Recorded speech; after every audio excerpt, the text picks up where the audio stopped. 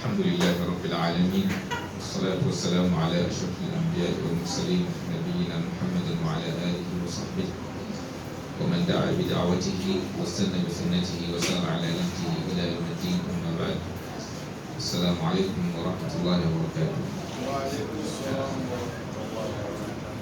Alhamdulillah, we thank Allah Tabaraka wa Ta'ala as usual for yet another opportunity to discuss or to have a brief tafsir of our noble Surah Al-Baqarah. If I'm not mistaken, yesterday we paused on verse 54. Then today, inshallah, we will proceed from verse 55 of our Surah, as is Surah Al-Baqarah. أعوذ بالله من الشيطان الرجيم. بسم الله الرحمن الرحيم.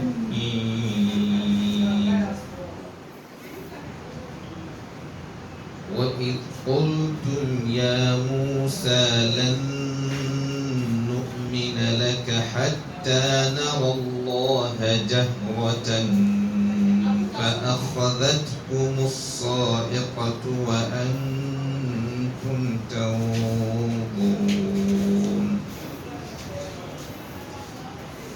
ثم بعثناكم من بعد موتكم لعلكم تشكرون.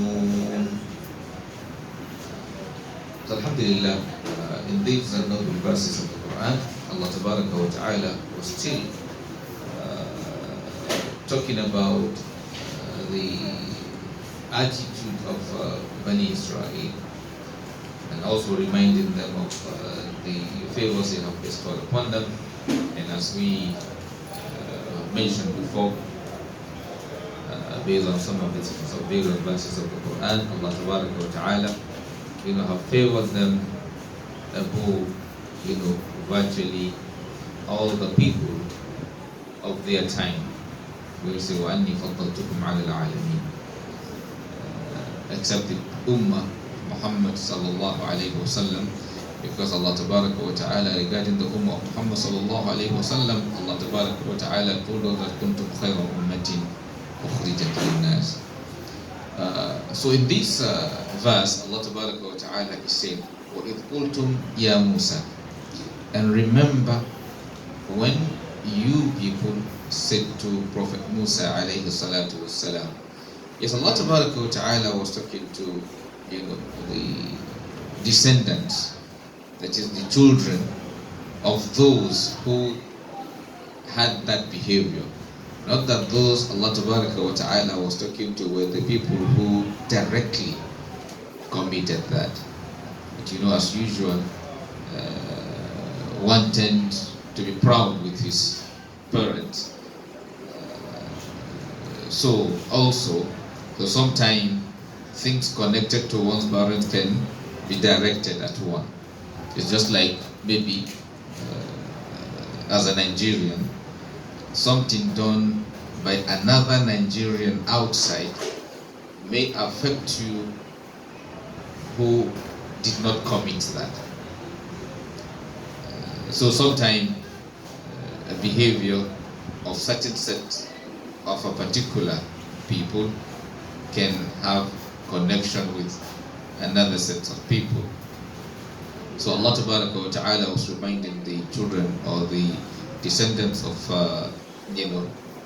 Prophet Yaqub alayhi salatu wasalam of some of the favors He has bestowed upon them and some of the behaviors of some of them. So here Allah Tabaraka wa Ta'ala was telling them about a situation that happened between Prophet Musa alayhi salatu wasalam in his time and those of them who were present at that time. So one of the ugly incidents that happened between them was that at a point, they were so stubborn in terms of their attitude towards Prophet Musa alayhi salatu wasalam. And one of those attitudes was this one narrated by this verse, where Allah Tabaraka wa Ta'ala is saying, وَإِذْ قُلْتُمْ يَا مُوسَى. And remember, when you people say that, O you Musa, that is Moses, alayhi salatu wasalam, لَن نُؤْمِنَ لَكَ, we will never believe in you, حَتَّى نَرَى اللَّهَ جَهْرًا, until we see Allah, clearly, that is face to face.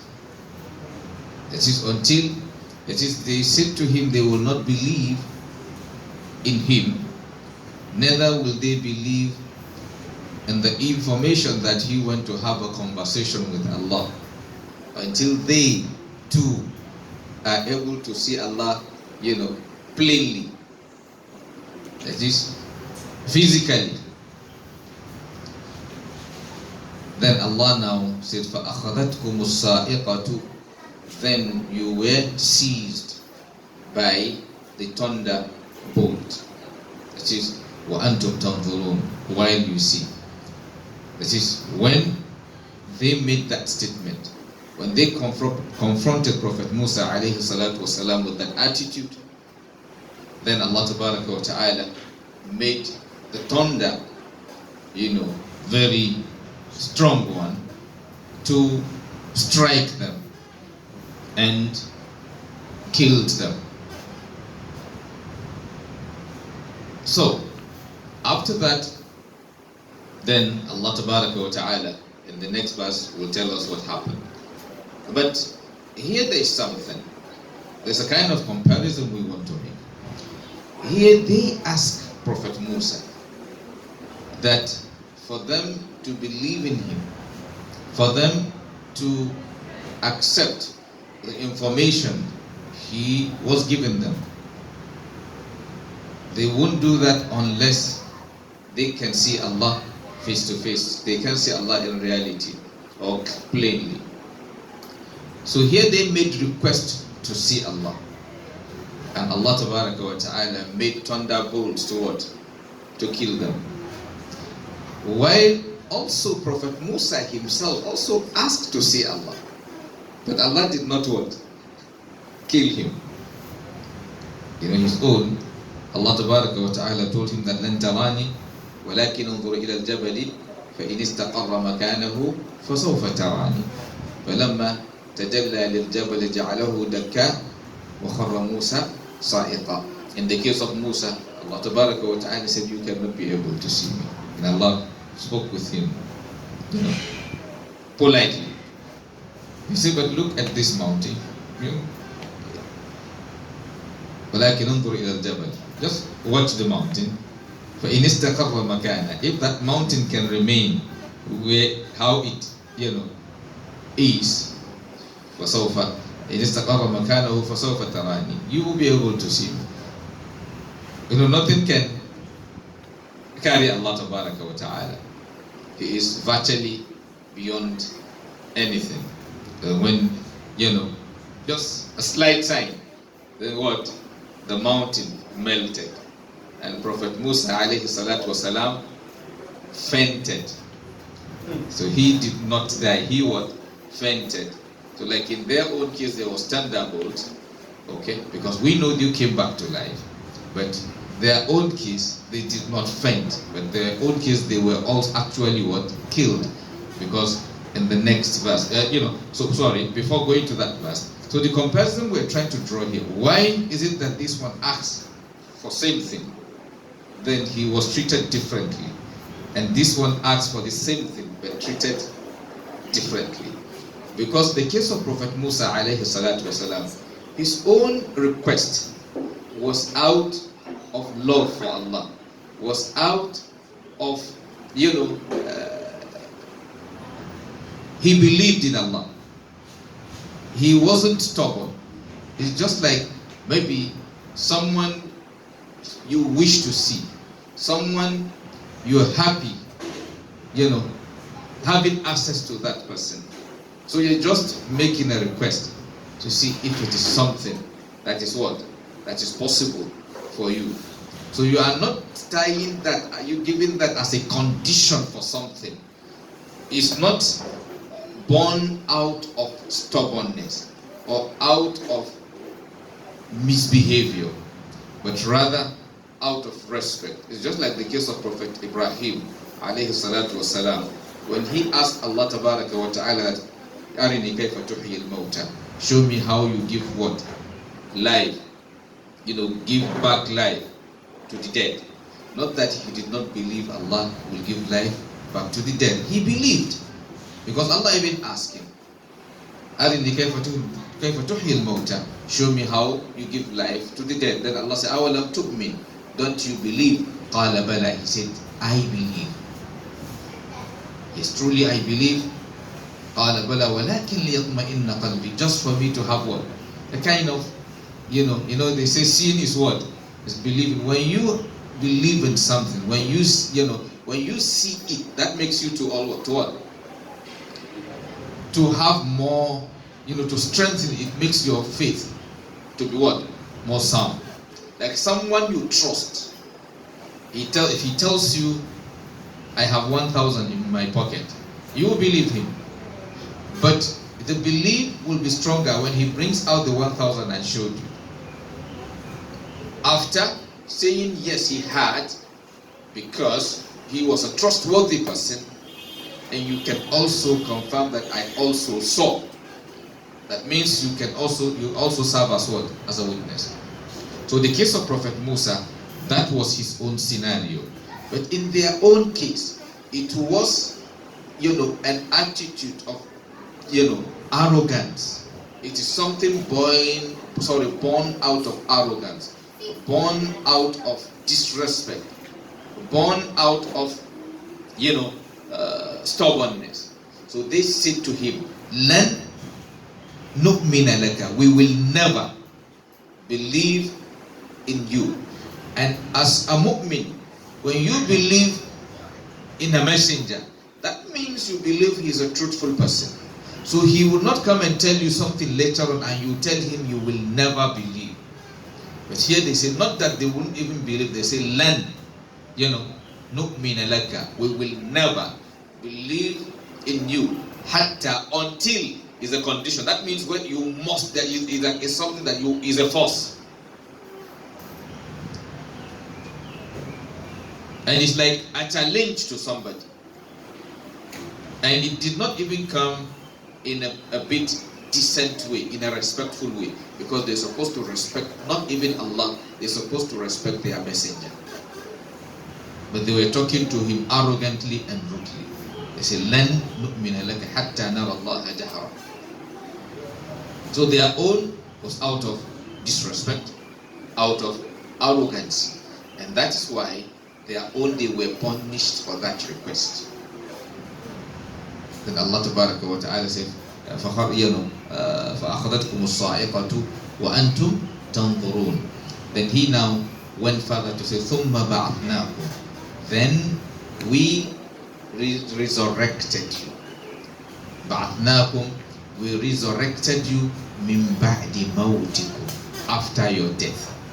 And this confirmed that their Caesar wasn't a fainting, but rather it was what? Proper death.